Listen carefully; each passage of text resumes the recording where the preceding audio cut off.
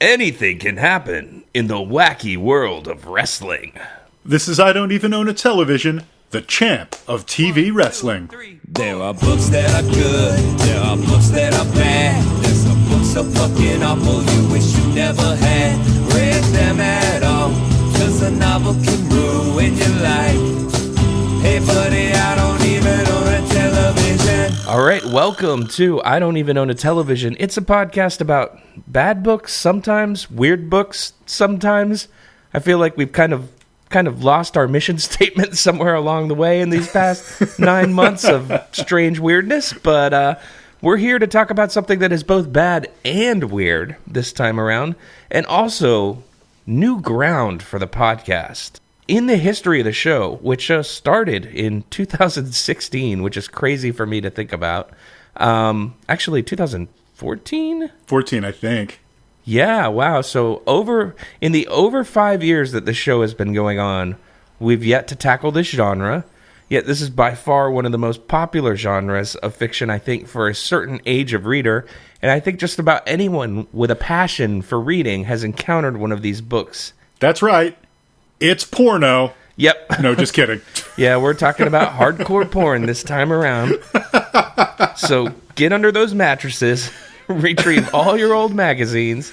And no, actually what we're talking about is frequently, this is one of those Kleenex type terms that's been genericized by common use, but a choose your own adventure book, which is more accurately probably called a game book, because choose your own adventure is one particular franchise. There's also like the Fighting Force series that involved rolling die and making character sheets, and a ton of other different offshoots, of which this is one. This is called a Which Way book. A Which Way book.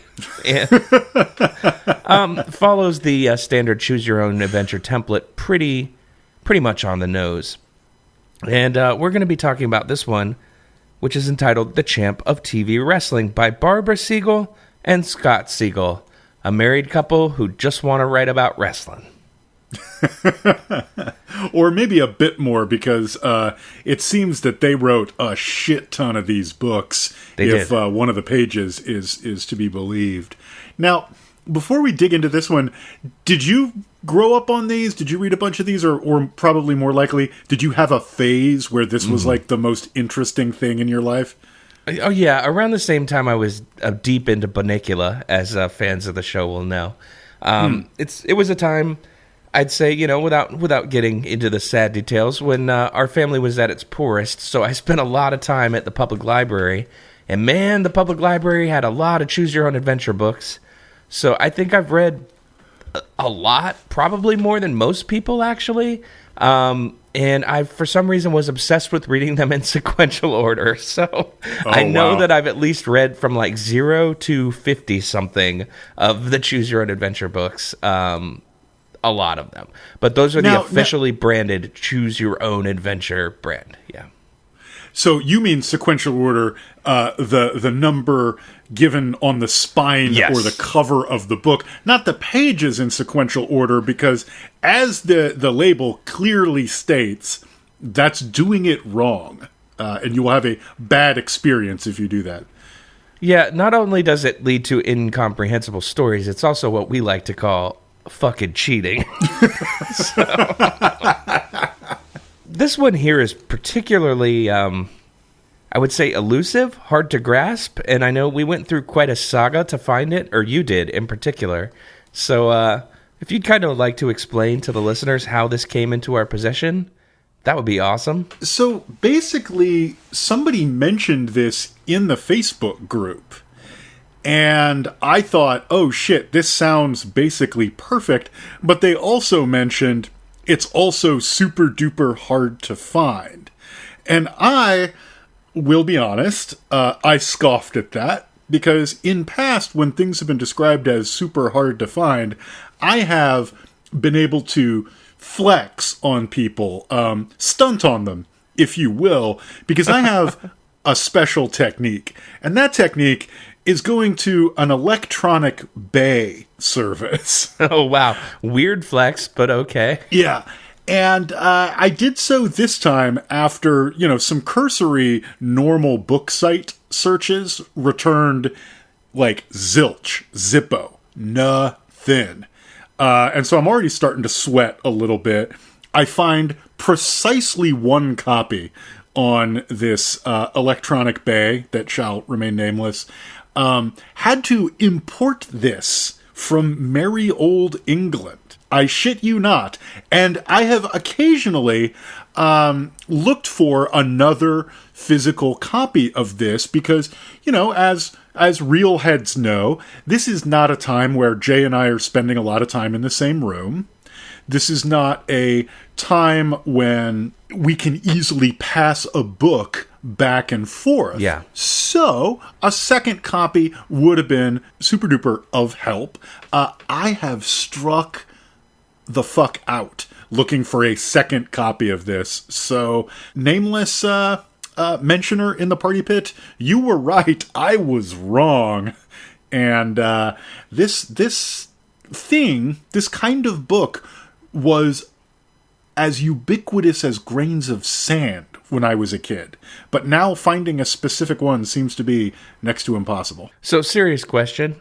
Did you feel like Studley researcher and semiotician Robert Langdon searching for the true meaning of the Holy Grail when you were tracking this book down? Extremely yes, and yes, I was extremely upset about my loafers and the condition thereof the entire time I was doing this.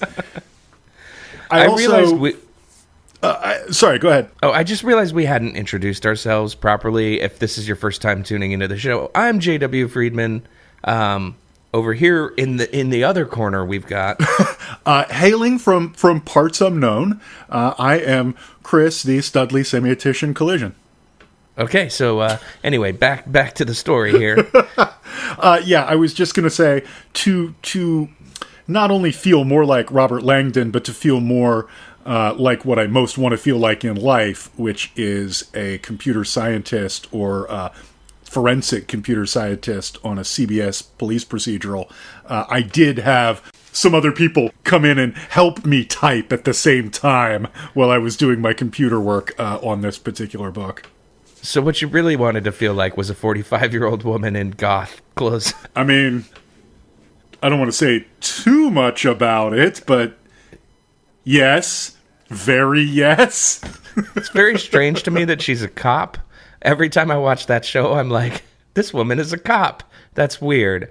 But anyway, moving on.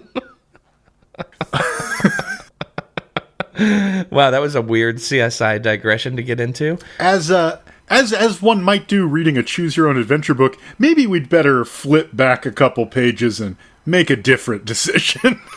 Do I have a crush on a cop? What's going on? Turn to page 28 if you have a crush on the goth cop.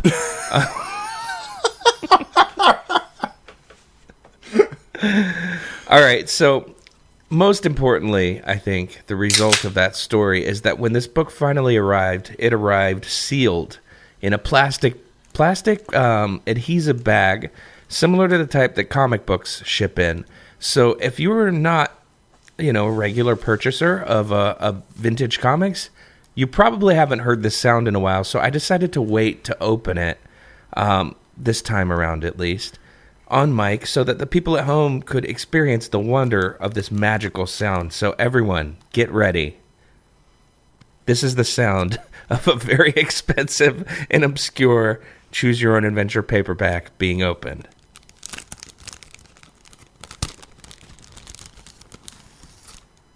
That's ASMR right there, folks. Now, can you hold up the cellophane to the microphone and squeeze it in your mighty fist? And that is the sound of a crackling fire. And that is not ASMR. That is old-timey radio magic. Chestnuts roasting.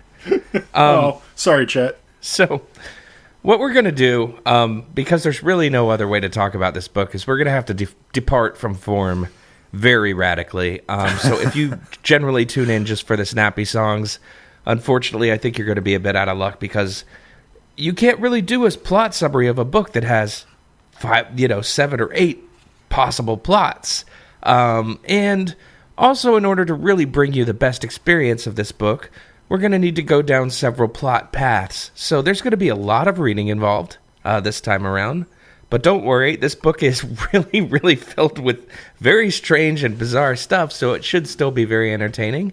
And we're going to operate because, as Clsn mentioned earlier, we are not in a room where we can pass the book back and forth. So I will be taking on the role of the game master. And and I will be our humble chooser. Of course we will, discuss our choices and things. But we're going to work our way through several plot branches until it becomes way too long, annoying, or we lose interest and decide to move on. Will we leave any plot points hanging? Probably, I would say. Probably, definitely. So I've read through this. You've read through it as well, right? So you have... Actually, no. I have not read this entire book from start to finish. I've flipped around. I've done a couple of my own, let's say... My own adventures have been chosen, but I have not read it from back to front. Okay. Or front to back to back to front to front to back to back to front, as the authors intend. So a lot of this will be a surprise to me. However, I have prepared a hefty series of homemade bookmarks from a mailer I got for fiber internet from a company I already use. And I'm ready to, at important branches, we can drop these in so we don't have to go all the way back to the beginning every time. Okay. I think that's important. Well, it's certainly the way I remember reading these. I mean, I think the recommended use of a choose your own adventure is if you get to an ending that you don't like, you're supposed to restart from the very beginning. I'm a rule breaker. I'm a rebel. I'm a loner. I ain't got time to start over at page 1 every single flippin' time. So I think my memory of reading these, and certainly my experience with flipping through this before I dropped it at your house, was you've got 3 or 4 fingers stuck in various places in the book that you're ready to flip back to. Absolutely. And I mean, I was a busy 9-year-old. I had Commodore 64 games to play, just a lot of other things weighing on my mind. I wasn't ready to go all the way back to the beginning of the book. Although it does say here, I'm going to read the entire back text because I think it really summarizes the book. I guess this is technically a plot in 60 seconds, so why don't we play a song just so people don't feel a little too off kilter. You got 60 seconds, screaming the shout. You got 60 seconds, don't leave nothing out. You got 60 seconds, open your mouth and tell them what the goddamn book's about. All right, here we go. I'm going to do it this time. I think I could get it because I'm working with prepared material. I always work with prepared material. That's true, but it's your prepared material. That's and true. This is very, very short. It intended to be read by young children, so I think we're good. I'm going to start right now. You've decided to go after the champ of TV wrestling, Carl the Colossus. He's the meanest, dirtiest, most low-down rascal you've ever seen. But to get to the champ, you'll have to go by Vampire Bick, who bites his opponent's necks, and Awesome Al, a 500-pound giant who is sneaky as he has big. They'll do anything they can to toss you out of the ring. If you can make the right moves, not only will you win your matches, but you might become the host of your own TV wrestling show or be discovered by Sylvester Stallone, the famous movie actor. Anything can happen in the wacky world of wrestling, so flex your muscles and get ready for action. And if you get pinned for the 3 count, don't despair. Just go back to the beginning and start again. Sorry. A minute 15. Oh, man. Damn it. No, I was keeping track. I know that was on point. And then under it, it has the slogan of the Which Way Books series, which is, "This adventure belongs to you. Welcome to the world of Which Way Books, where you make things happen." Which I know is supposed to be where you make things happen, but I like to read it as where you make things happen because that's just way more entertaining. That's creepy, man. But yeah, I mean, I don't know. Do you feel like we're ready to make things happen? I think we're ready to make things happen if things mean hilarity and good times. All right, well, I'm ready if you are. All right, so let's begin here on page 1. You've been watching TV wrestling for a long time, and you used to love it, until Carl the Colossus became the champ. He's the meanest, dirtiest, rottenest human being you've ever seen when he defeated Kermit the Hog for the championship with an illegal blow to the belly called the Solar Exploder, and then pulled every lowdown trick imaginable to defeat his challengers, you just couldn't take it anymore. Somebody has to beat Carl the Colossus, you say to yourself, and why shouldn't that somebody be you? After all, you know every wrestling move that exists. You've seen them all on TV. You make up your mind. Carl the Colossus has got to go. You'll become a TV wrestler so that you could challenge the champion for his title. Continued on page 2. Getting to that championship bout, though, isn't going to be easy. You have to prove yourself in the ring, and that means you have to get off to a good start by winning in your first match. You train long and hard to get ready. You jump rope, jog, swim, and practice all your wrestling holds. Armbar, armbar, armbar. Soon the time comes for you to step into the ring in front of 20,000 screaming fans and all those television lights and cameras. But who are you going to fight? The Wrestling League gives you a choice. You can either wrestle the evil-looking Vampire Vic, who is known to bite his fellow grapplers on the neck, or the 500-pound giant known as Awesome Al. Yep, they've given you a choice. Some choice. So before we make this choice, I'd like to mention that this particular TV wrestling company has already booked a 20,000 fan event, secured the rights to a TV deal, and has yet to nail down the actual details of who was going to wrestle who. So you know you're dealing with a high-class competition right here. But so, your choices are Vampire Vic or Awesome Al. Who are you choosing? I need some additional information here. Does the book itself hint at any direction I should possibly go in? Like, say, on the cover or in the front matter in general? Well, the cover does show a very vampire-looking man coming at you with an elbow drop. Although he looks more, I don't know, like kind of like a werewolf with bat ears than an actual human being, or especially a vampire. He looks nothing like Matt Berry. Kind of looks a little bit like a gill man, like a creature from the Black Lagoon kind of critter. Yeah, I think they're supposed to be vampire ears, but it definitely can't. He has kind of like a fish mask on. Yeah. And he's wearing a doublet. He's coming off the top with what appears to be a mighty elbow drop, actually. Randy Savage style. And, I would feel like everything in the book is driving you to point to Vampire Vic. However, unfortunately, due to the nature of these books, page 2 is on the left side of the book, and page 3, which you can see on the very next side, shows you being defeated by Vampire Vic. Now, you know that there is probably a choice you can make later on where you won't be defeated, but as you're looking at your choices, if you even glance remotely to the right, you're going to see a photograph of Vampire Vic beating you in the match. So just be aware, that is a strong possibility. What do you go with? Well, when it comes to vampires, Jay, I have a technical condition called I'm a skeert. So, Awesome Al it is. Okay, so I'm just going to drop a page marker in here so we can come back to it. And we're going to go to Awesome Al, page 12. Love it when the GM talks shit about my decisions, starting with the very first one.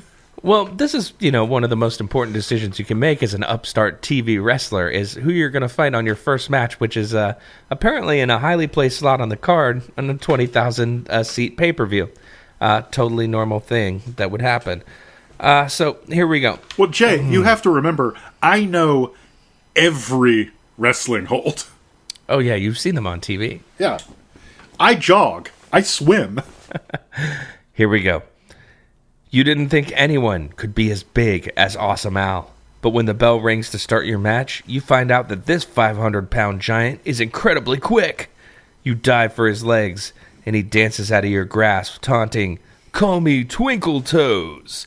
Then he comes flying gracefully down on your neck with a double knee drop. Yeesh. Or maybe you should call me the Gazelle. How about Motor Mouth, you suggest, to the talkative Hulk as you struggle to your feet. He ignores your comment, saying, It really doesn't matter what you call me, because in 10 seconds, you'll be carried out of this ring on a stretcher. 10, 9, 8. Turn to page 7. Page 7. Awesome Al picks you up and throws you into the ropes. When you rebound and come flying back at him, he's waiting to deck you with a forearm body smash. But in mid-flight, you bring your legs up and wrap them around Awesome Al's cocked right arm, and then you twist. "Hey, that hurts," he says with a note of surprise in his voice. He figures to break out of your leg lock by falling over right on top of you. When you see what he's doing, you quickly unravel your legs and scamper out of the way of this falling mountain of flesh. But now Awesome Al is down on the canvas. This is your chance to pin him. "You can't be serious." The supremely confident wrestler laughs as you struggle to keep his shoulders on the mat. But while Awesome Al is making fun of you, you remember a move you once saw on TV. It was called the incredibly not racist Chinese chin pin win. It's worth a try. You stick the point of your chin into Awesome Al's shoulder. "Oh!"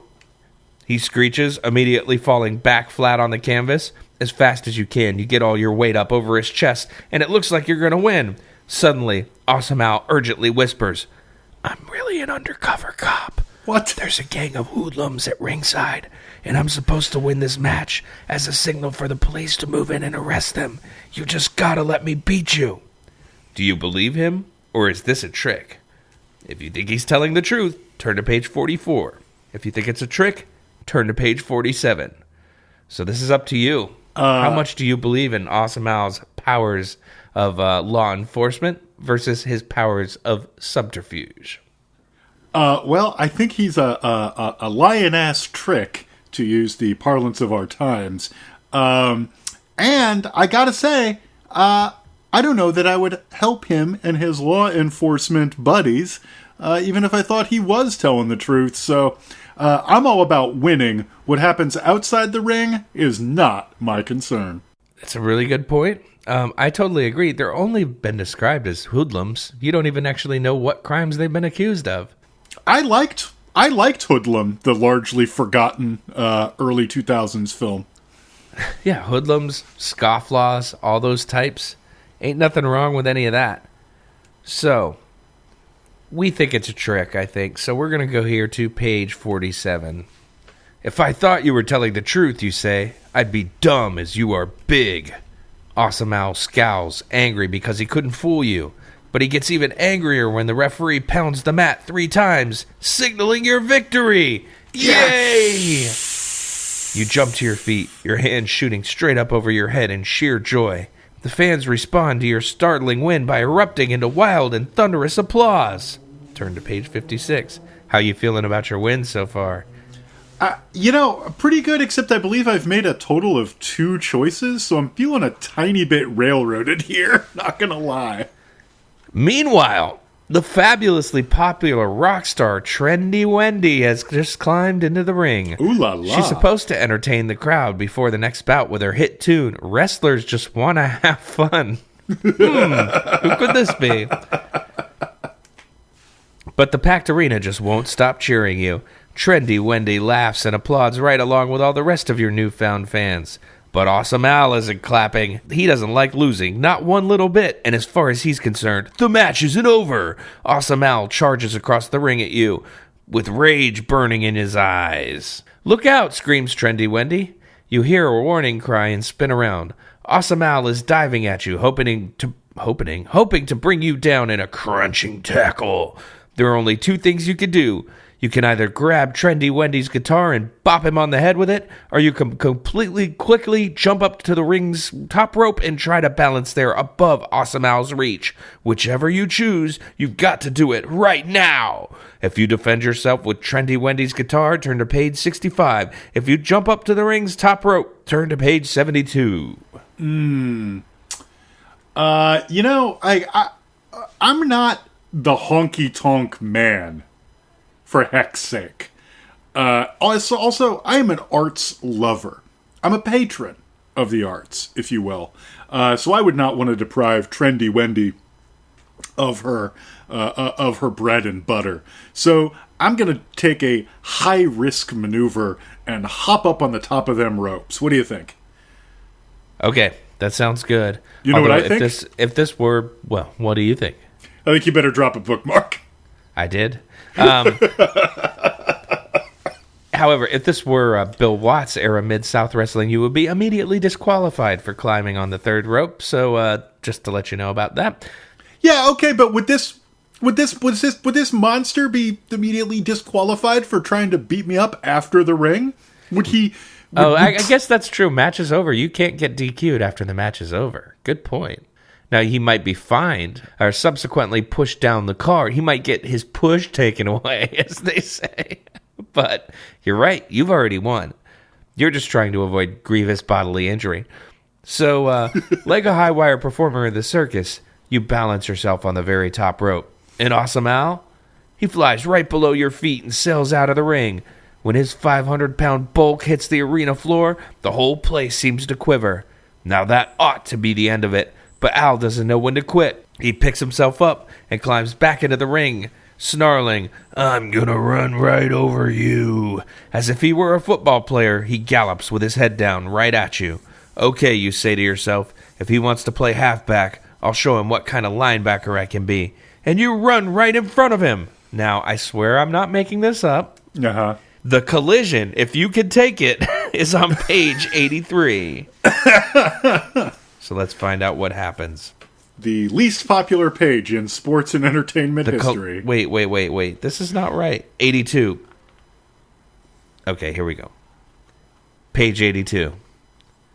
With no helmet, no shoulder pads, no anything, you slam into Awesome Al at full speed and wrap your arms around his churning legs. He drops dead in his tracks, sways for a moment, and then falls over like a tree that's been chopped down. And you're the woodcutter. Don't look now, but you may just have lumbered into a whole new opportunity. Do you get it, lumbered? Did I write this page? Be careful, though, or you'll find yourself out on a limb. Or shall we call it a branch? Anyway, don't get sawed off, or you're going to feel like a sap. And then literally the prompt is, if you've had enough of all these tree puns, pack your trunk and leaf this page for page 24. Jesus, a page that left my ears ringing. Okay, well, page 24. Did you see that tackle? Exclaims Mr. M. Harris, the owner of the worst football team in pro sports. I love that description. I sure did, Mr. Barris, says his general manager, OK Dokie, as he adjusts the color in the clubhouse's TV set. I want that wrestler, demands Barris. Sign him. He could turn our whole team around and get us into the Super Bowl. Wow. It's a rare instance of the pre-litigious NFL and their routine policing of the term Super Bowl. I'm very surprised it didn't say big game. Anyway, how much money should I offer him? Asked Dokie. Offer whatever you like, but you know the top limit, replies Barris. Don't go over it. If the wrestler wants more, well, I'll hate to do it, but we'll have to pass him up. Should we use our special contract? The club owner smiles and says, naturally. Later that night, you get a call from Mr. Dokie. Speaking for Mr. Barris, he offers you $1 million to sign a football contract. Is that the top limit, or should you ask for more? Now, please remember that this book was published in, let's see, 1986. So $1 million. Is that the top limit, or should you ask for more? If you want to accept the $1 million, we'll turn to page 32. But if you want to hold out for more, we'll turn to page 59. You know, I'm really not about it. I'm not really in it for the money. Like, I'm not about the money. So I'm just happy to be here, Bob. I think $1 million will do just fine. Thank you. All right, we'll turn to page 32. Mr. M. Barris may be very rich, but he's also very cheap. You've just agreed to $1 million special contract that pays you $1 a year for the next 1,000,000 years. Wrestle yourself out of that one. The end. That fucking sucks. All right, would you like to hold out for more and hear what happens? Or should we abandon this football sidetrack altogether? You know what? Let's hold out for more. All right. Look, you tell Mr. Doki, I can make a lot of money if I become the champ of TV wrestling. $1 million? Asked Mr. Barris's general manager. I don't know, you admit, but it would take more than that to make me give up wrestling. Yes. Well, says Doki, taking a deep breath, I'm authorized to go as high as $1.5 million, but that's it. Now, how about it? Do you think he's telling the truth, or will he go even higher if you don't accept his offer? You're either going to be very rich, or you're going to blow the whole deal. If you think this is his highest offer, turn to page 5. If you want to hold out for even more money, turn to page 101. Again, I'm no psychotic greedhead. $1.5 million is just fine. Okay, Mr. Doki, you say. I accept your offer. Whew, he sighs. I'm sure glad you said that because that really was as far as I could go. When should I report for practice, you ask? Practice? Are you kidding? This isn't a game. We're not talking about a game. We're talking about practice. Yes! All right, sorry. I always hoped Allen Iverson were a big CYA fan. The way you tackled Awesome Al, you didn't need any practice. The team's playing the Colorado Killers tomorrow in Denver on national TV, he exclaims. Report to the coach, Hardy McLarty, at the Denver Stadium 2 hours before game time. I'll be there. Suit up and get ready to kick off a brand new experience. Okay.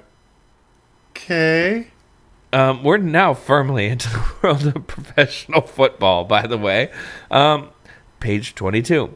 You're going to play free safety, says Coach McLarty. We call that position the Monster Man because you get to roam around the field attacking anyone who's got the ball. Think you can handle it? I'll do my best, you humbly reply.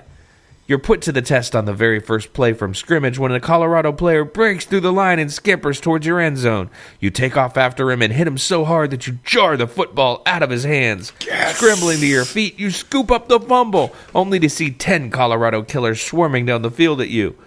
Lateral! Calls out one of your teammates. Toss it to me! You haven't got a chance! Should you pass the ball back to him or run it yourself? A packed stadium and a national TV audience are waiting for your decision.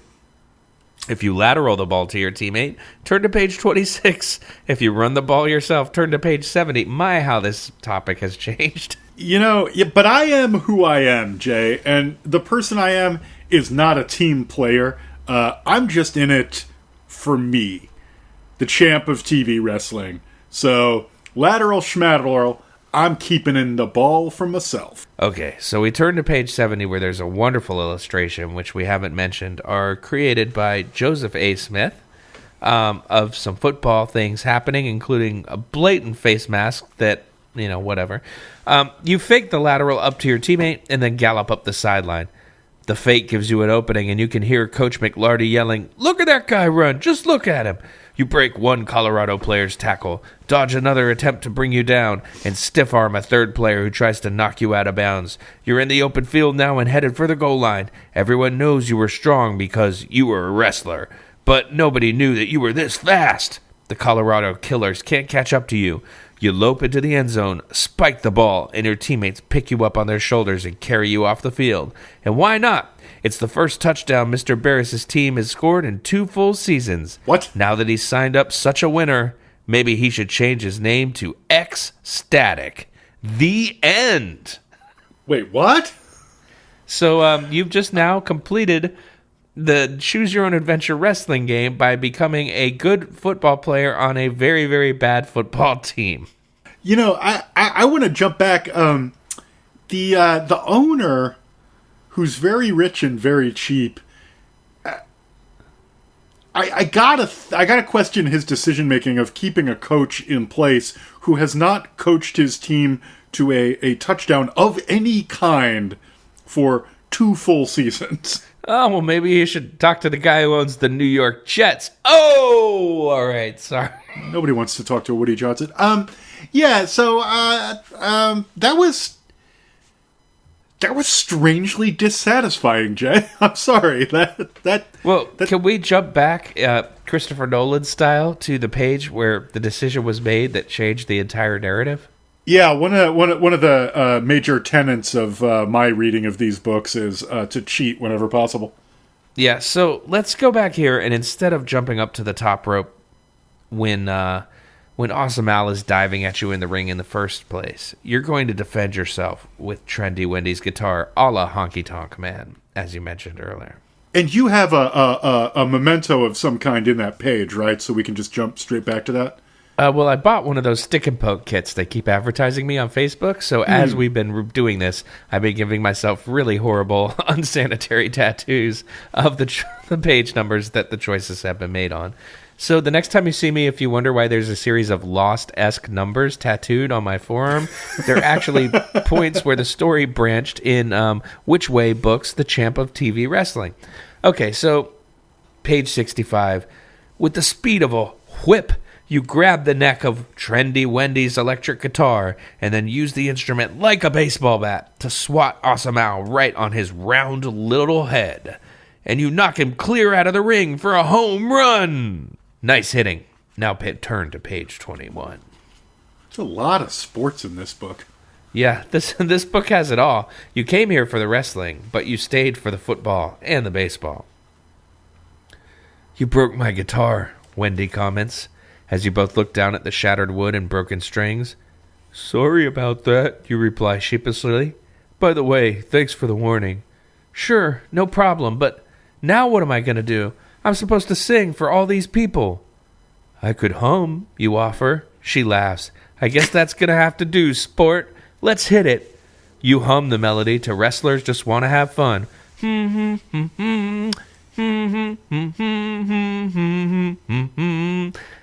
Trendy Wendy sings the lyrics, and the audience loves it. By far, so far, the most unrealistic part of this book. This guy must be an amazing hummer.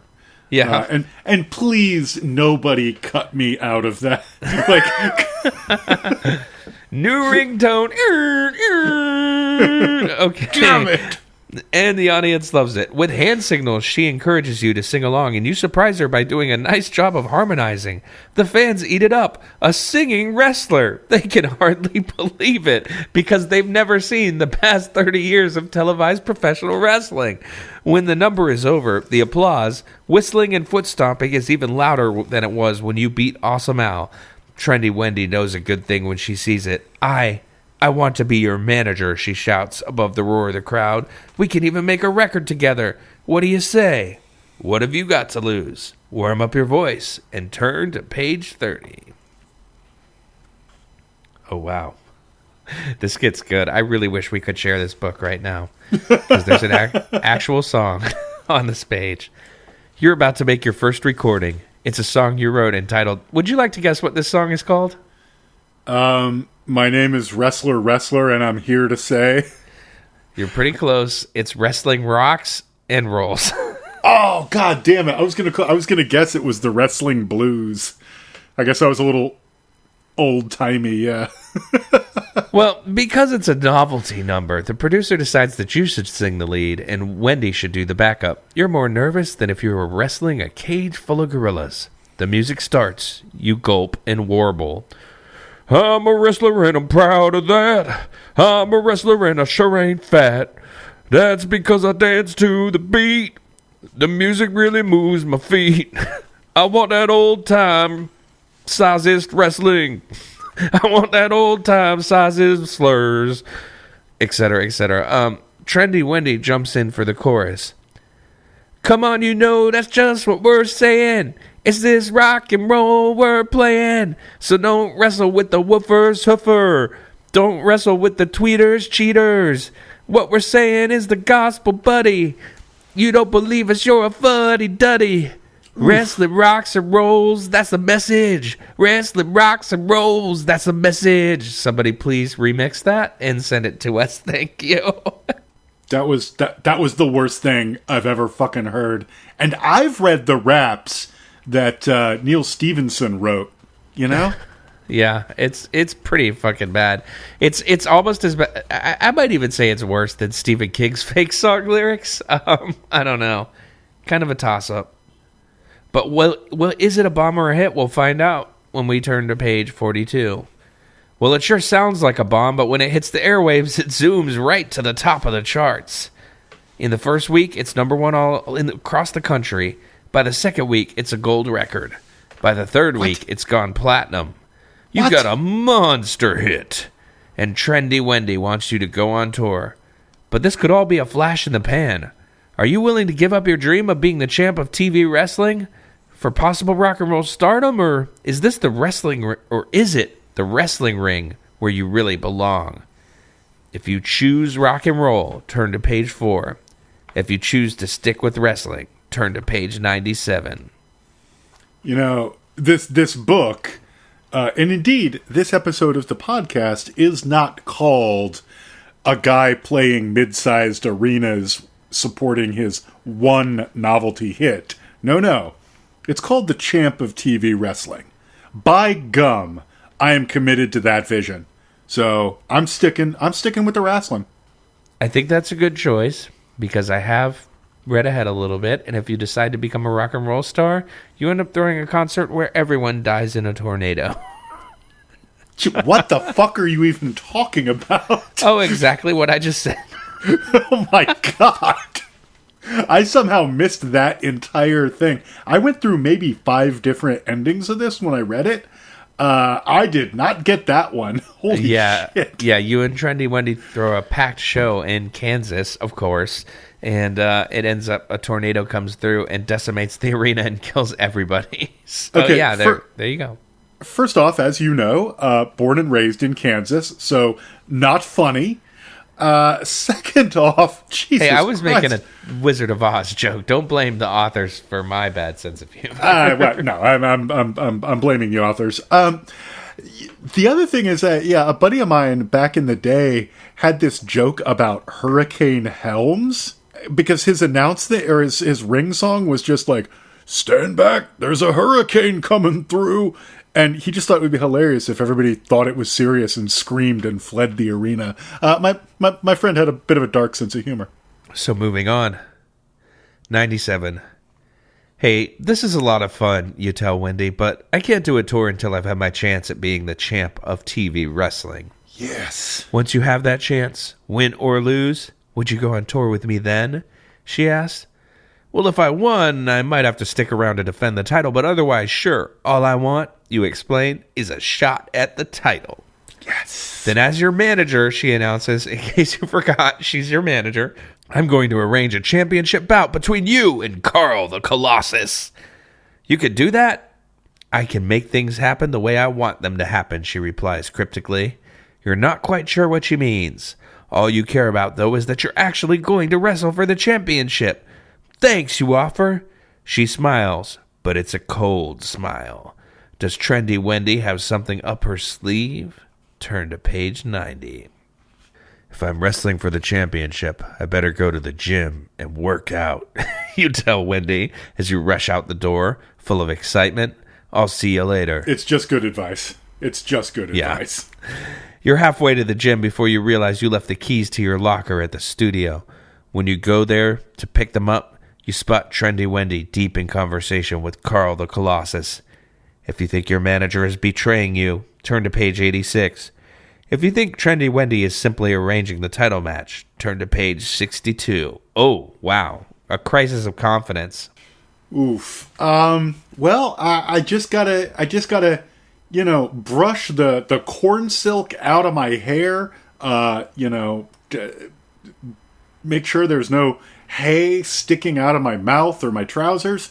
But I'm just a simple lad. I don't believe that Trendy Wendy could possibly be betraying me. So let's go forth in good faith as the purest white meat babyface who ever fucking lived. Well, okay, page 62. Turns out. So, is the match all set, you ask? Wendy and Carl look at each other and smile. It's all set, says your manager. And because of our hit record, the audience for this championship bout will be absolutely, totally huge. Everyone in America is going to want to watch this fight, and she's right. Newspapers, magazines, and TV shows play up the match as the greatest contest in sports history. It's the wrestling rocker against the world's most hated champion. Your match has turned into the Super Bowl. There it is again. The Super Bowl of TV wrestling. Are you ready? Turn to page 11. So basically what we have here is Weird Al against King Kong Bundy in 1987, is what I can tell. Yep, and I do want to point out that if you had decided that you thought she was betraying you, we may still get there. Okay, I won't spoil it then. I got a bookmark in that page, so here we go. Yeah, put a memento there, so if Batman needs to begin, we can go back. Yep, it's definitely there, just in case we need to complain about streaming services. It's the night of the match, and you're starting to get nervous. Don't worry, says Trendy Wendy as you leave the locker room. Just do what I tell you to do during the fight, and everything will work out fine. When you enter the arena, the TV lights hit you, and the fans erupt into thunderous cheers and applause. Wrestling rocker! Wrestling rocker! The crowd starts to chant. Suddenly, Carl the Colossus appears, and the arena instantly fills with one vast voice yelling, "Boo!" Then, just before the bell, Trendy Wendy pulls you into the corner and says, "Remember, do exactly what I tell you to do. Exactly. The bell clangs. This is it. Wrestle yourself over to page 37. I'm sorry, do what? Wrestle yourself over to page 37? I don't know. They're running out of puns here for sure. How long do you think it took to write this? Like 3 days. Carl the Colossus struts into the center of the ring, points his finger at you and declares, "I hate your song, I hate your voice, and I hate your face. That's why I'm going to rearrange it." With surprising speed, he jumps up into a kick he calls the facelift, because it usually lifts a foe's nose until it's practically between his eyes. Yikes. Jesus. With some surprising speed of your own, however, you block the kick with your forearm and grab hold of his extended leg. Getting him off balance like this is a terrific break. But just as you're about to use a leg flip that will put the Colossus down on the mat, you hear Trendy Wendy yell out, "Get his head in a hammerlock." Okay, I promised myself I was not going to correct every wrestling fucking reference here. But a hammerlock is a move that explicitly involves the arms and not the head whatsoever. She obviously means headlock. At this point, I would stop listening to Trendy Wendy, but should you listen to your manager or should you use the leg flip? If you drop Carl's legs and go for the hammerlock, turn to page 116. If you ignore Trendy Wendy and use the leg flip, turn to page 60. Well, I don't know that much about pro wrestling, but I'm not aware of any time that a wrestler listening to a manager or a woman manager went wrong. So I'm going to assume that she's steering me right, and I'm gonna listen to what she tells me. Okay, we're going to page 116. Trendy Wendy got you this far, so you trust her completely. You let go of Carl's leg and try for the hammerlock. But as soon as you drop his leg, Carl trips you with it and you crash down to the canvas. "You can't beat the Colossus," he roars. "Nobody can beat me." "We'll see about that," you shout back defiantly as you start to get up. "Wait," exclaims Wendy from your corner. "Stay down. Use your backflip move when he tries to pin you." If Wendy is wrong again, you could lose the match, but you do as she orders as you watch the Colossus climb above the turnbuckle in the corner to dive down on top of you. "Are you sure?" you call out to her. She smiles. "I'm sure. Here he comes. He's flying off the turnbuckle, hurtling down to crush you under his massive, muscled body."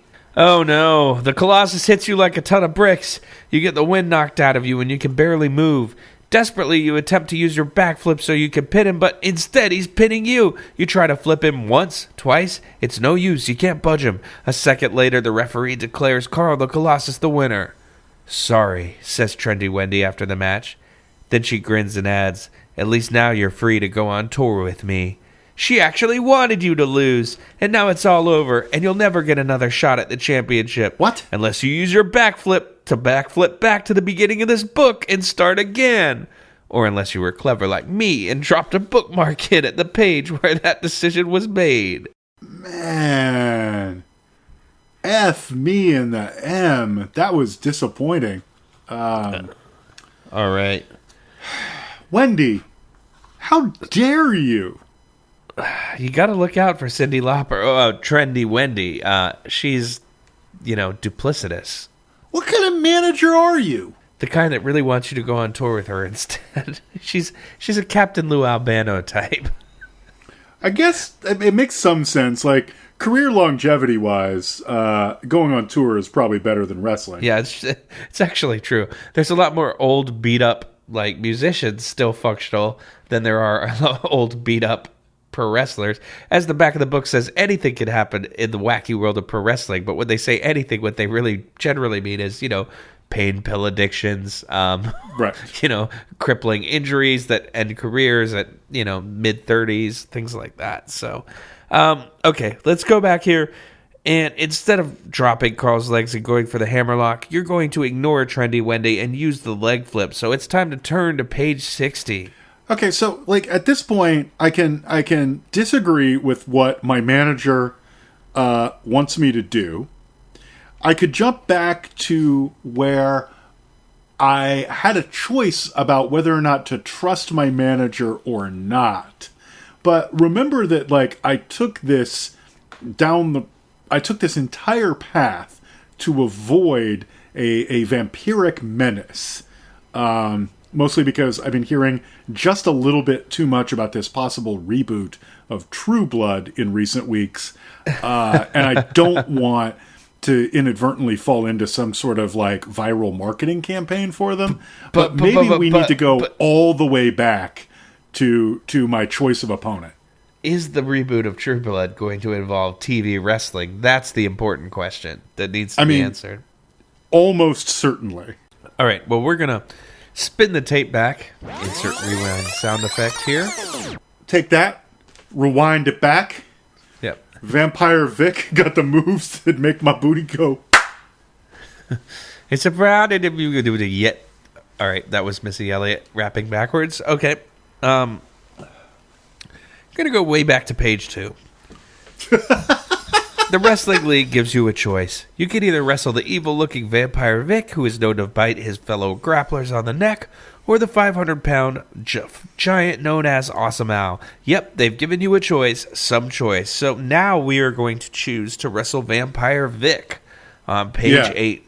Because, my previous choice, I was trying to avoid monsters, but I discovered that the real monster is humans who can't be trusted.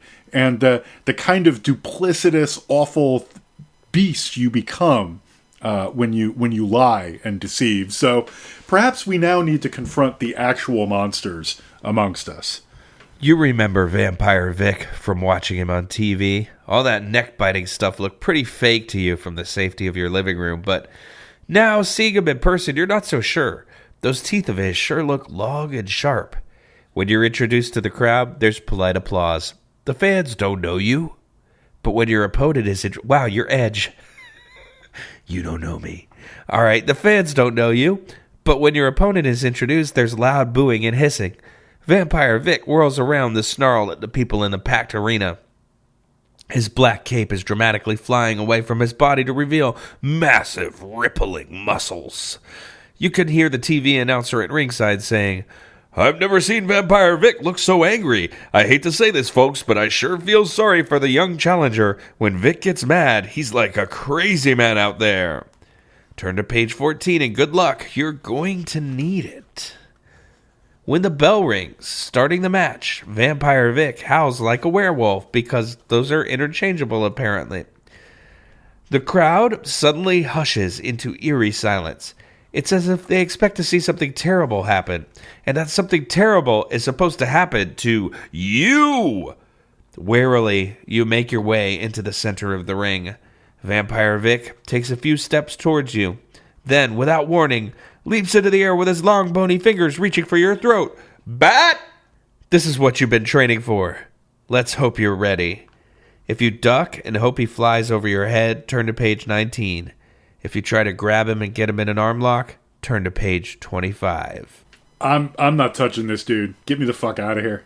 You're gonna duck? Yeah. All right. You followed your natural reaction. Hey, that worked out pretty good. Good segue. But that's what Vampire Vic was counting on. Reaching for you with his hands was just a ruse. As he soars over your head, he grabs hold of the top rope of the ring to stop his momentum.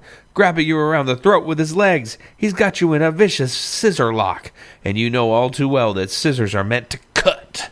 In this case, cut off your ability to breathe. Jesus. Hold your breath and hurry to page 31. Beep. While slowly turning blue, you wriggle in Vampire Vic's grasp and notice that his sneaker lace is untied.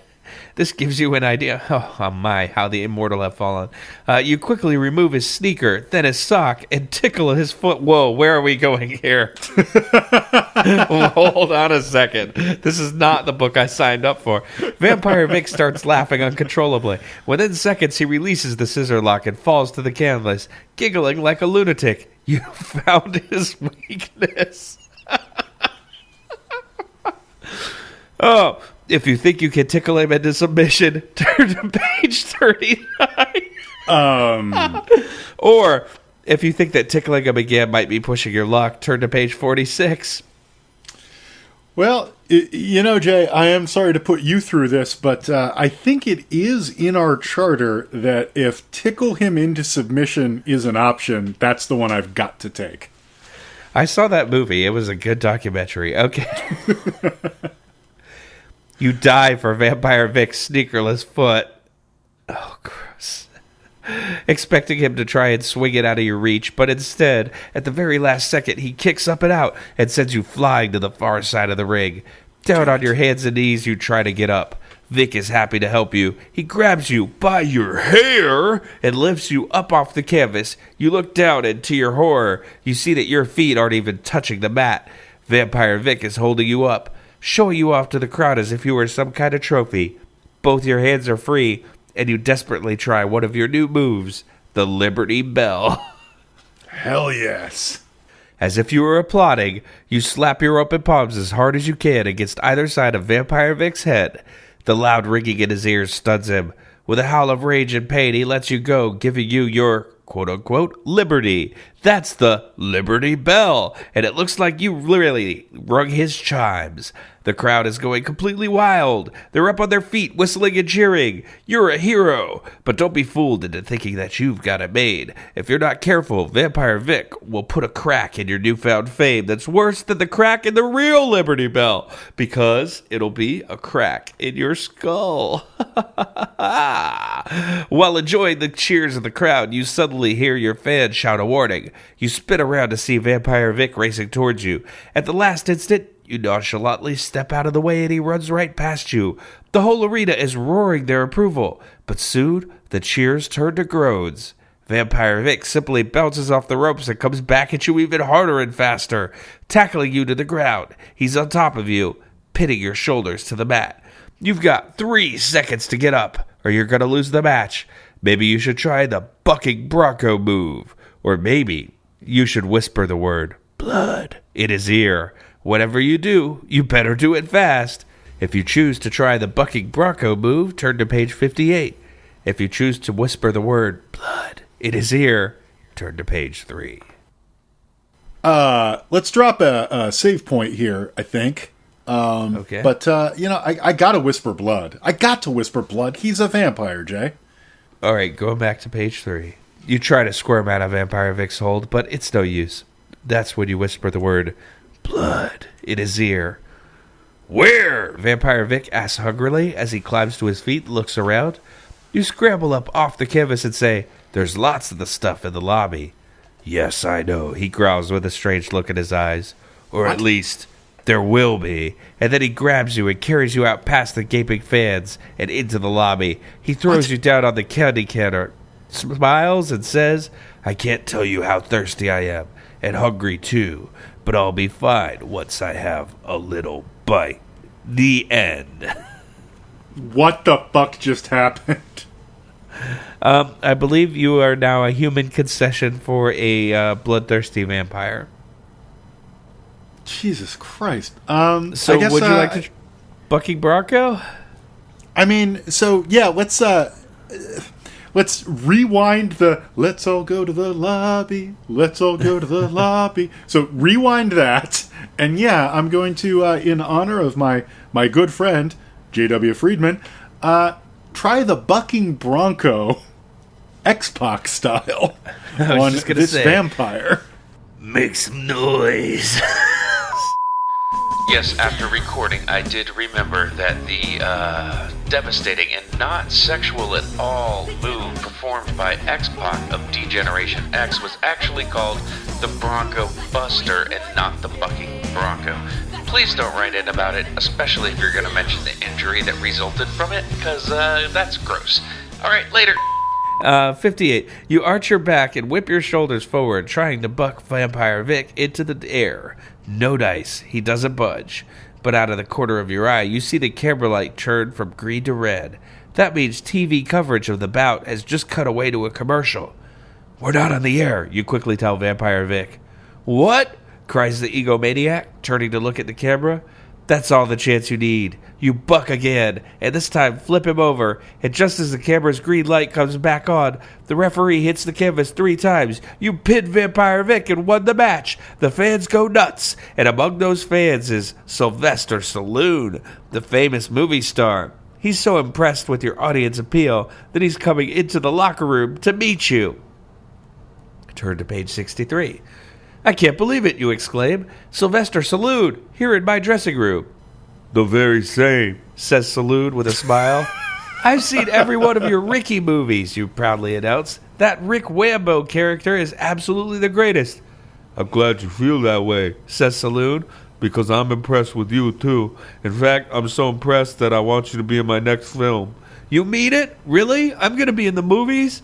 You will, if you agree to play a very special part in my next Ricky movie. I'll do it, you immediately offer. But you don't even really know what the role is, says the surprise movie star. Doesn't matter, you answer. I'd be crazy to turn down a chance to be in one of your Ricky films. It's a once-in-a-lifetime opportunity, and I'm not going to pass it up. Then it's a deal? asks Stallone. Deal, you reply, and the two of you shake hands. This is a very, very thinly disguised Hulk Hogan diss, by the way. But oh, shit, you're right. I didn't even put that together. Yeah, Rocky 3, right? Thunderlips? Thunderlips, yeah. Yeah. But what is your role in the next Ricky movie? Find out on page 75. Let's find out. All right, hang on. Every actor in Hollywood would have killed for the chance to play Ricky's kid brother, who seems to care more about fast cars than he does about his big shot brother. But Sylvester Stallone has given the part to you. There's a storm of publicity. TV wrestler gets best role of the year, reads the headline in the show business newspaper Variety. Articles saying that you shouldn't have been picked for such an important part fill every gossip column in the country. It seems as if everyone suddenly knows who you are, but nobody likes you. But at least Sylvester Stallone isn't backing down. You've still got the part, and the time has finally come to shoot the movie. Lights, camera, action, yells the director. It's your first scene, and you're sitting in the souped-up sports car that your character loves so much when Ricky, Sylvester Stallone, acts real angry and marches across the street towards you. Just then a big black limousine, it looks almost like a block long, comes zooming up the street between you and Stallone. It screeches to a halt right next to Hollywood's biggest star. A door opens in front of him and you hear someone growl, "Get inside." "No way," says Stallone, backing off. But then you hear the unmistakable sound of a gun being cocked.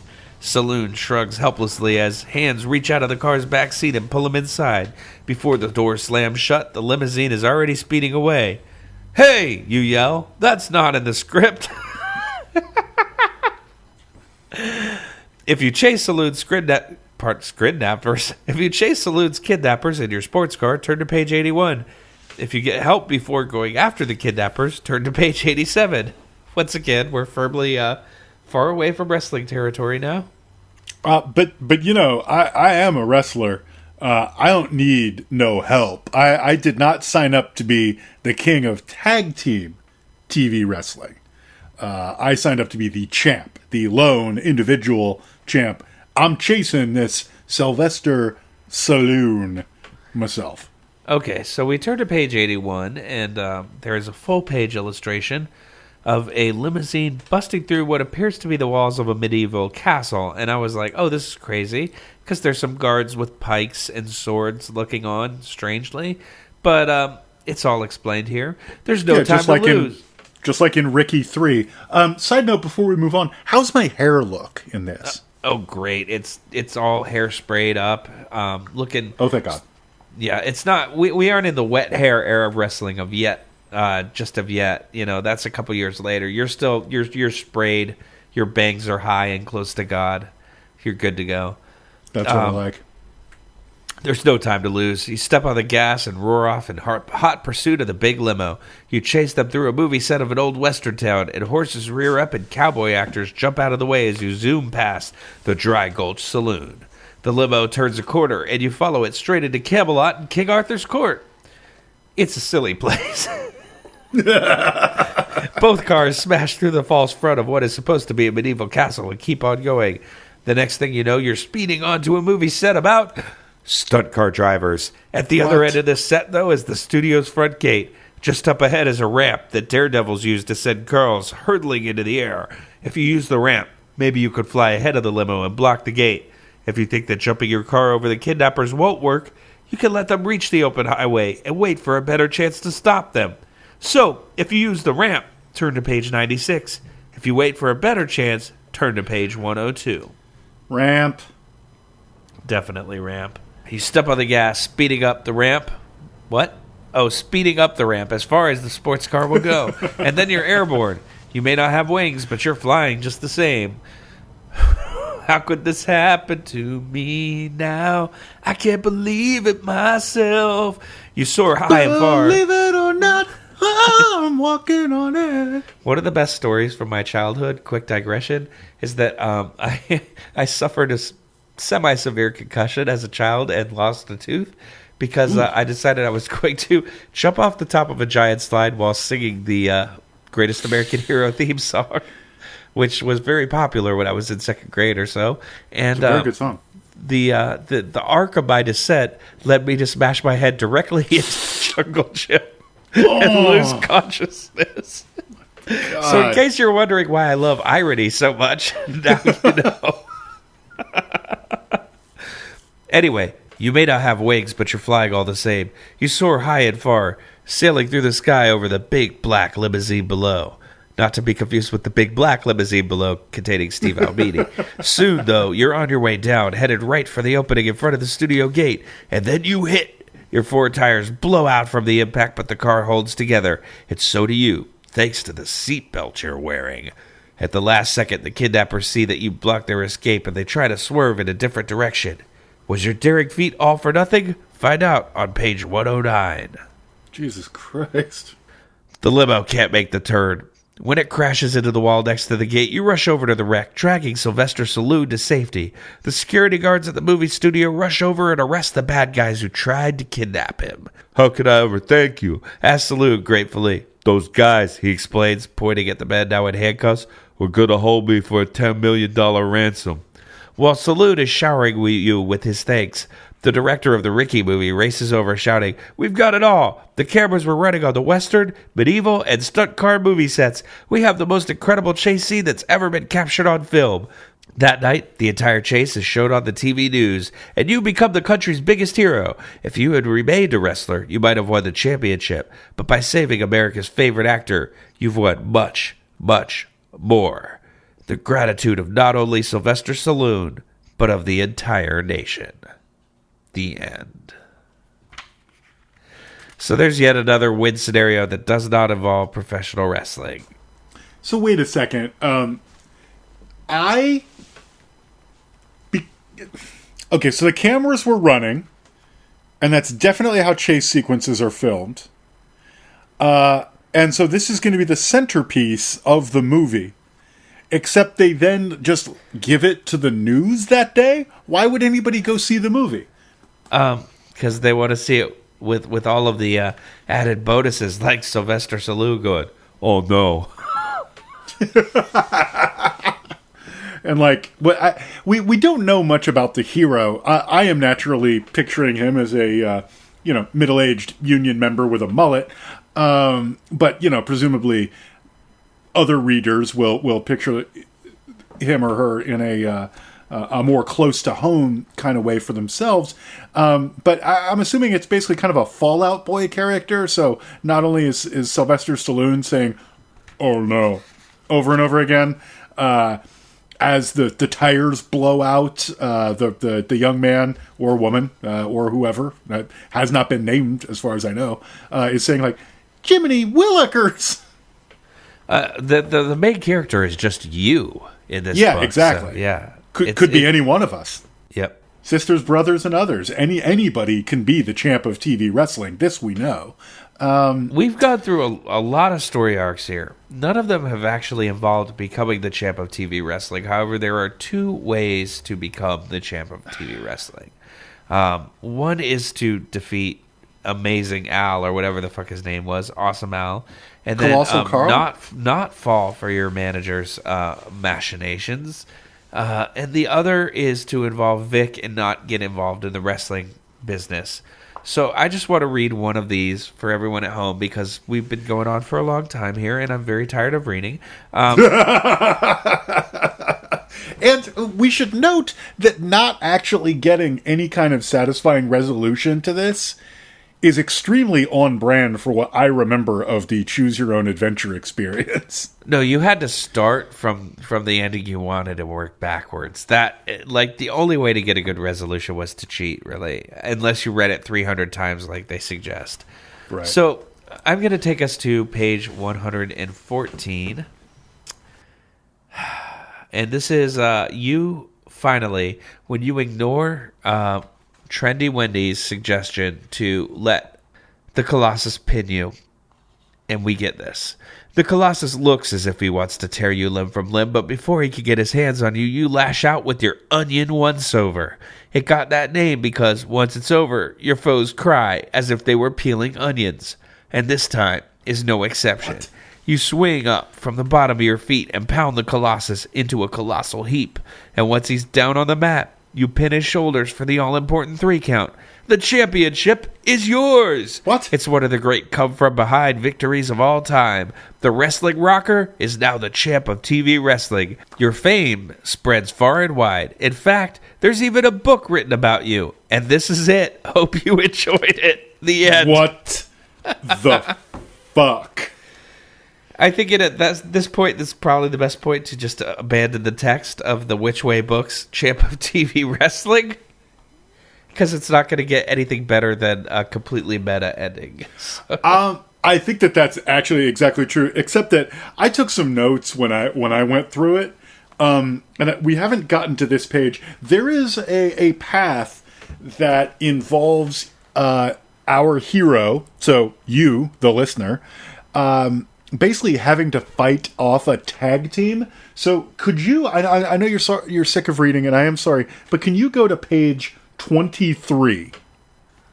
Page 23. Someone once said that the best defense is a good offense. And with that thought in mind, you leap at Rhino Ralph, feet first, and rock him with a flying heel meal. In other words, your 2 feet make a sandwich out of his head.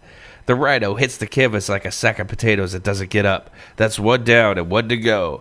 The Hippo lunges for you, trying to squeeze you in a bear hug. You slip out of his grasp and counter with a forearm smash to the head that makes Hippo Harry see double. In fact, now that he sees 2 of you, he thinks you're double-teaming him. In sheer terror, he jumps out of the ring and runs screaming down the aisle. The fans are roaring. The applause goes on for almost an hour. But the biggest thrill of all is yet to come. God, that's great TV. People cheering for an hour.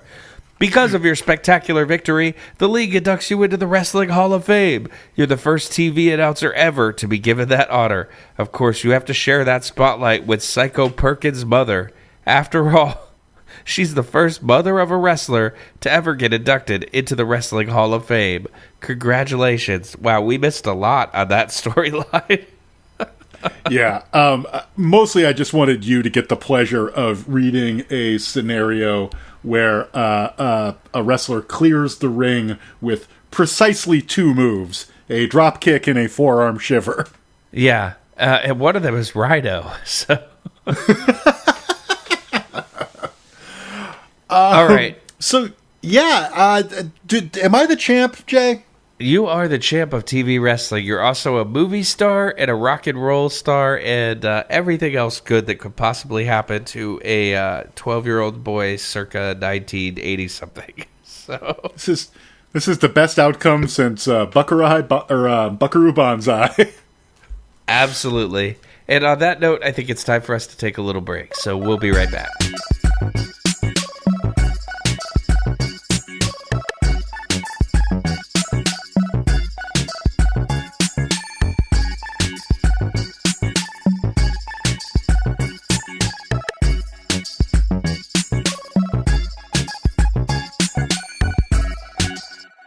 Okay, so now that we're both the champions of everything and the most popular human beings on the world, because we've read this book, I don't know, what was that all about?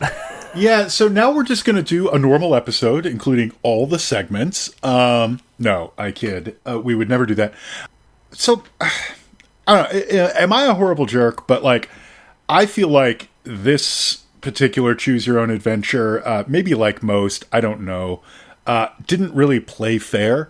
I sort of feel like it should be like a mystery where the outcomes have some significant connection to the choices, but here it really felt like there was no way to think your way through to a good choice versus a bad choice. It's basically just a coin flip every time.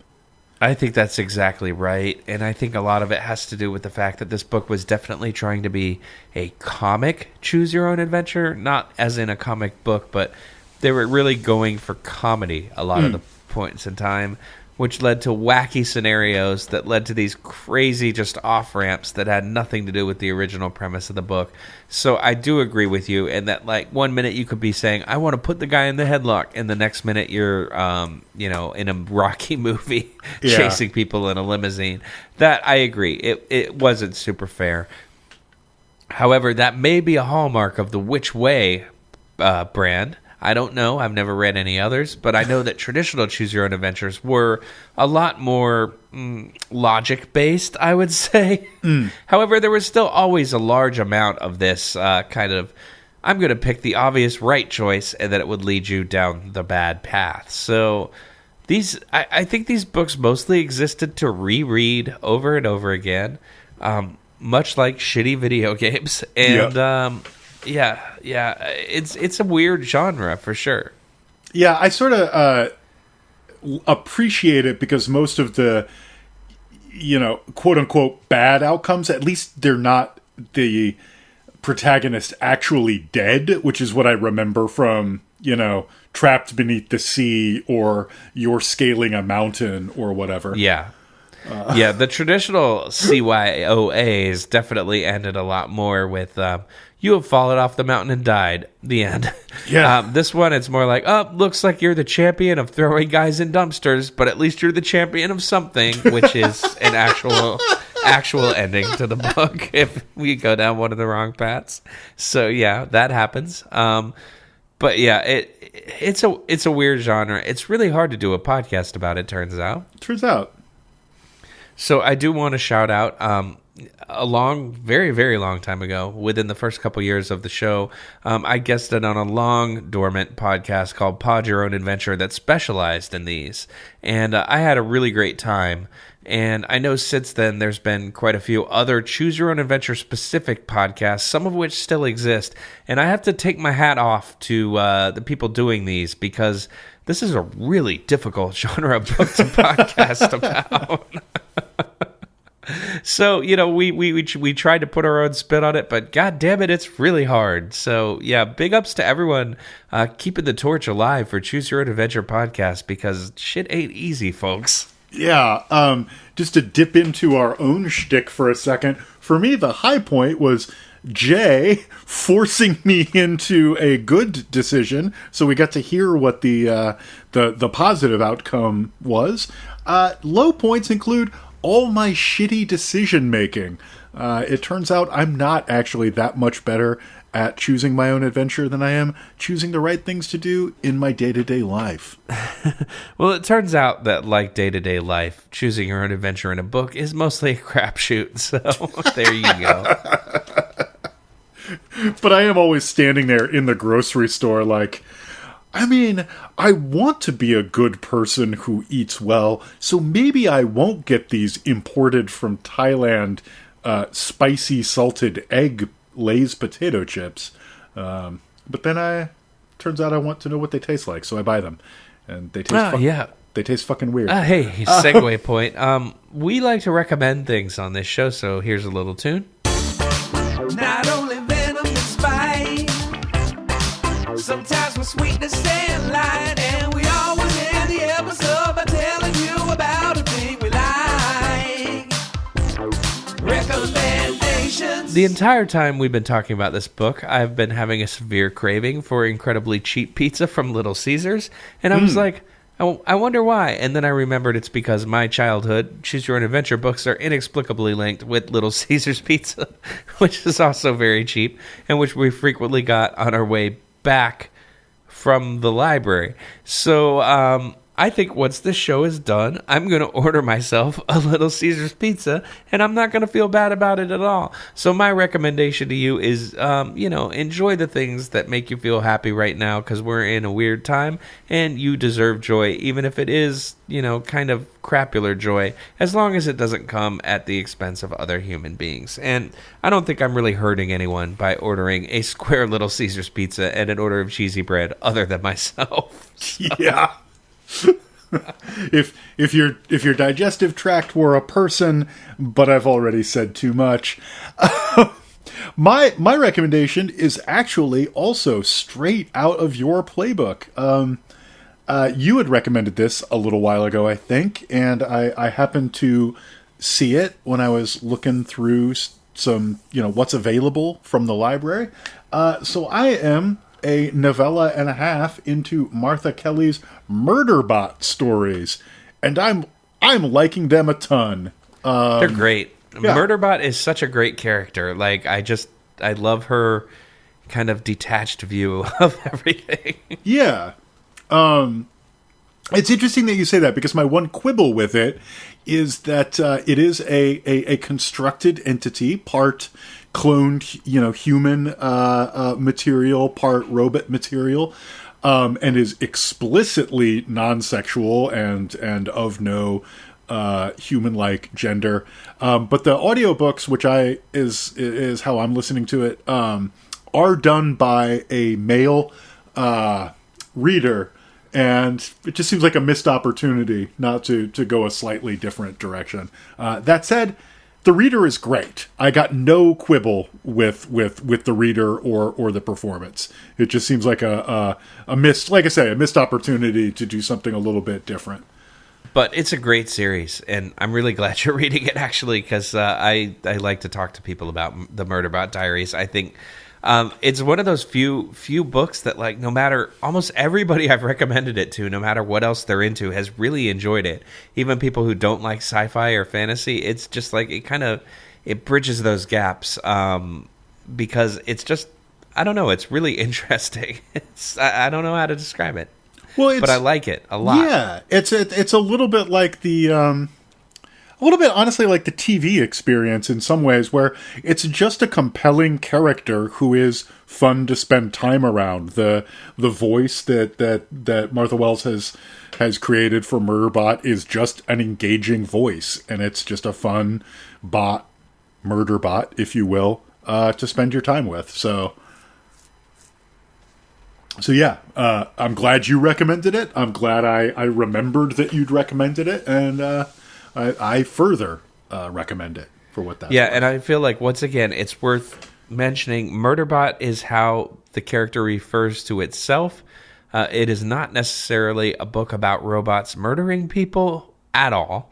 Murderbot is kind of a running joke throughout the series, so don't let the name turn you off. It's not what you think it would be just from the name. So that's my one caveat.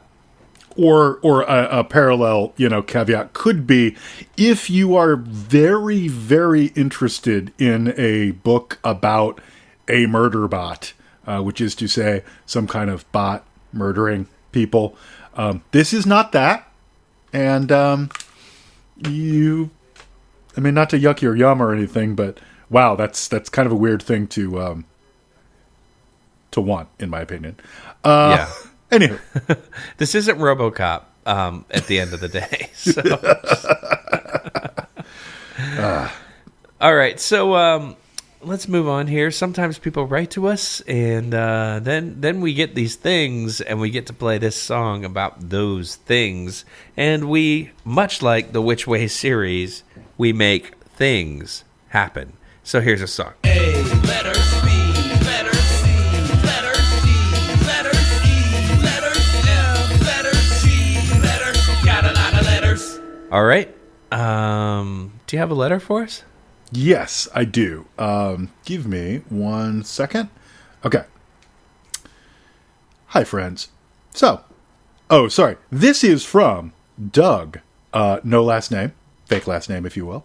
And it is entitled Long Time First Time, ARA, plus cover song. What could that mean? Hi, friends. So, as the title says, I've been a listener for a long time. I've often wanted to write in and never quite worked up to it. All I can say is that I've at least made meaningful contributions to the Party Pit's crab posting. I just wanted to thank you both for so many years of such a great podcast. I've listened to every episode bonus and primary except The Alchemist because, no joke, I really like that book and don't do well hearing things I like criticized.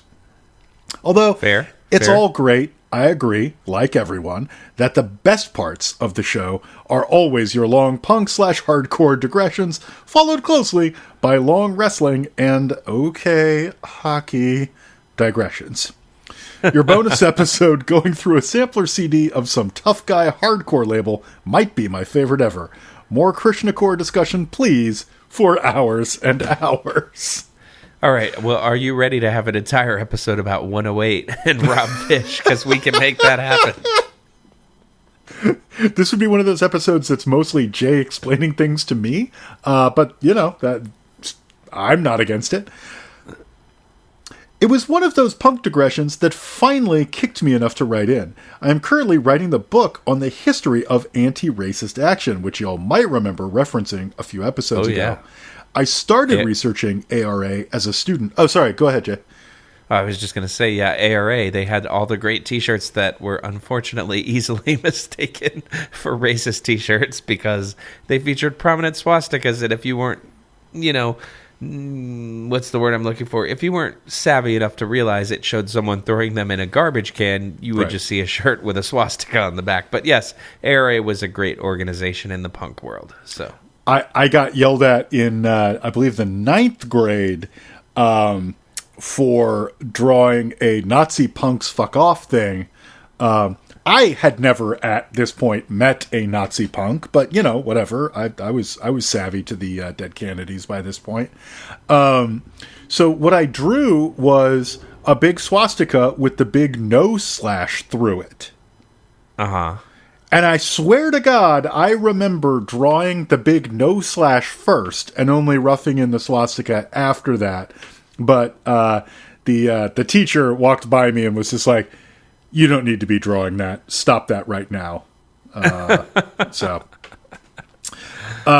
Wow. I started researching ARA as a student, and then when the Rona lost me my real job, I restarted that research along with 3 folks who were in it back in the day. So that's just a fun fact. If either of you were involved in ARA, especially the punk scene side of it, hit your boy up for an interview. No cap. I'll have to see how I can pencil you in around the Mighty Mighty Boss Tones, but no, I'm serious. I have been trying in full sincerity to hammer these motherfuckers down because they brought ARA on tour with them. Our book is going to be fully sponsored by the Mighty Mighty Boss Tones. Our jacket design will be entirely plaid, and I will hear no other word on the matter. Okay, so I was never actively involved in the ARA, but I was surrounded by it. I agreed with it, and I am more than willing to interview about my experiences with them. So definitely hit me up if you'd like to. You can get my private email through the show. I can't speak to the inner workings of it, but I can speak to many interactions with them via the hardcore scene and the punk scene, and also my extreme fandom of the Mighty Mighty Boss Tones. So, which, by the way, I will hear no guff about. Fuck that. I don't care how corny they got later on in their career. They were one of the first they were from fucking Boston, which was at the point in time, like, Boston was like the bastion of neo-Nazi skinheads, and they were like brave enough and cool enough to like make anti-racism a huge part of their identity. And a large portion of the band were African Americans. So like, yeah, I will hear no bullshit about the Bosstones, and I'm a giant fan. So I don't know if I'm qualified, but if you think I am, I'd love to talk with you about it. So please get in touch. And it's true, just as a side note, Jay will hear no guff about the Mighty Mighty Bosstones. I've been there. I've seen it. But other than just compliments, I'd like to offer using the show 2 very small contributions, if you're interested. Firstly, throwing way back to a running question I always loved, what things do you do while listening to the show? For a long time for me, it was mostly recycling styrofoam. Until coronavirus, I worked at my small town's recycling center and we accepted styrofoam. My specialty, because I was the only person who didn't hate it, was spending entire shifts in the back putting styrofoam into a densifier, which just chews up the styrofoam and compresses it into very dense blocks that are easily stacked for shipping. If I recall correctly, we sent those blocks to a local cement company who could chew them up to make cement. Even as a very rare place that could recycle it at all, fuck styrofoam. I've had way too much of it in my lungs. But still, densifying was how I could not talk to people while I worked. I listened to a whole lot of Sunday school dropouts after a friend showed it to me. Woo. And that's how I found IDEO TV. And then I listened to a whole lot of that. Finally, a more ridiculous contribution. I don't remember when, but I believe somewhat recently someone sent in a cover of one of your jingles, and you said you'd welcome more. Maybe it's a little presumptuous, but I was so bold as to go ahead and cover the theme song. Oh, shit. And boy, god dang, am I mad that it took me so long. This is an absolute first. Please tell me the file was included. Oh, it was. All right, make sure to send it to me so I can edit it in right here. Oh, I will. There are books that are good. There are books that are bad. There are books so awful that you wish that you never had read them at all. 'Cause a novel can ruin your life. Hey buddy, I don't even own a television. I had recorded most of it just prior to your last episode, but didn't quite finish mastering. What are the chances, I told myself, that the next episode would be the one time they ever do a Western? Well, I don't blame myself for failing to anticipate the exact hippo-based genre that came along, but I'm so sorry I missed it by a week, because I wish you could have considered including this cover on that episode. Alas, that I'm too late for that one in particular, but I humbly present to you my Western cover of the IDEO TV theme. If you ever do another Western book, I would be honored if you'd consider using it, or of course, feel free to use it for any episode / other use at all. In any case, I hope you at least get a kick out of it. Just want to say I love and appreciate IDEO TV, both of you fellas, and the great work you do. Looking forward to many more. Sincerely, Doug, fake last name. Okay, so we're going to play it here for sure, but the next time we do anything Western related, this will definitely be the theme song. So you get it once now, you might get it again later. And thank you, Doug. That's I don't know how to describe it. That's very flattering. I feel really good that I wrote a stupid jingle that other people actually want to perform. And this is definitely a first. We've gotten little small jingles before, but nobody's ever done the theme song. And I encourage all of our musical fans out there to make and submit your own versions, because we'll probably use them for something. So yeah, fuck, why wouldn't we? And you know that the time will be well spent. Decoding Jay's work is never not worth a few minutes of your time. So thank you so much, Doug, and thank you everybody else. If you want to write us a letter, please do it at I don't even own a television @gmail.com. No spaces, no punctuation, none of that good stuff. Just I don't even own a television @gmail.com. Yep, and yeah, you said decoding my work. It's like you might learn some cool tricks, like modulating a dominant seventh down to a minor seventh, which is a trick I stole from Fountains of Wayne, which I believe they probably stole from Buddy Holly. So it's all a circle that remains unbroken.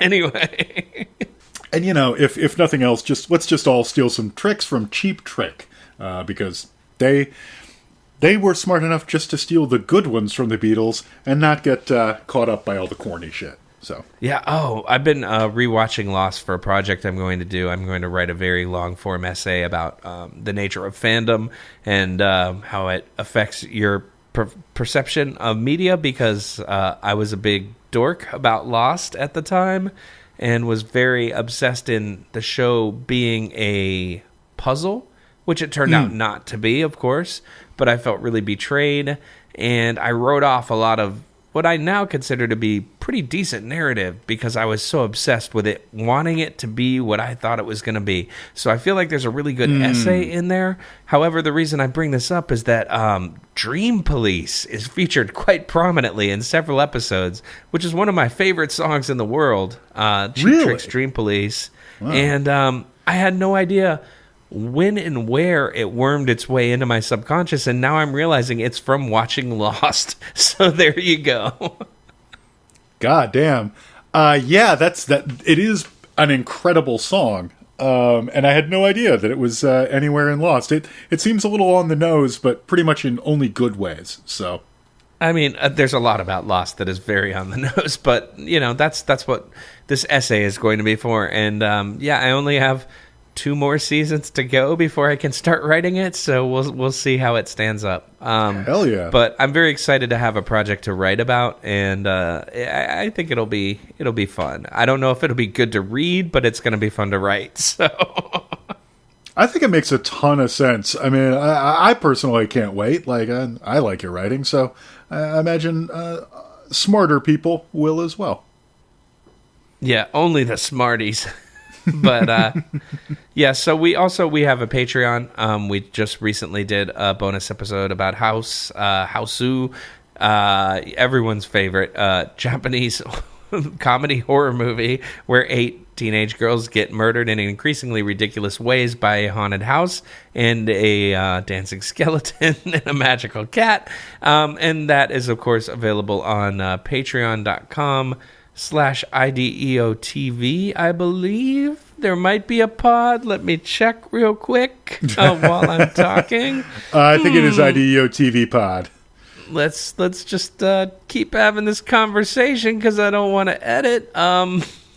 Yeah, so how about those bonus episodes? What happens if you help us out on Patreon? What happens is you get a bonus episode very frequently. We're trying for 2 episodes a month and then a bonus once a month. Things have been a little rockier lately, but it is just free episodes where we do our thing and people like it, and it's usually a little more free form. If this is your first episode, I know it can be hard to imagine that it's more free form than this, but yes, it is. It is, and you're right. Patreon.com/IDEOTV pod helps us do the show, helps us afford incredibly expensive choose-your-own-adventure books, which I will now give you the sound of me reinserting back into the cellophane. Oh, wow, this is hard. Difficult. There we go. Resealing. All right, we are protected. So, yeah. But thank you so much for listening. And definitely, if you enjoy the show, give us a good rating if you're on a platform that allows that. And whether or not you are, more than that, recommend it to your friends if you dig it. That's the most important thing to us. So, yeah. And, I just want to thank you for choosing to listen to our show. It's true. There's many adventures you could have chosen to have, but instead you chose to listen to 2 jackasses talk about a Which Way book about professional wrestling for an hour and a half. And for that, we salute you.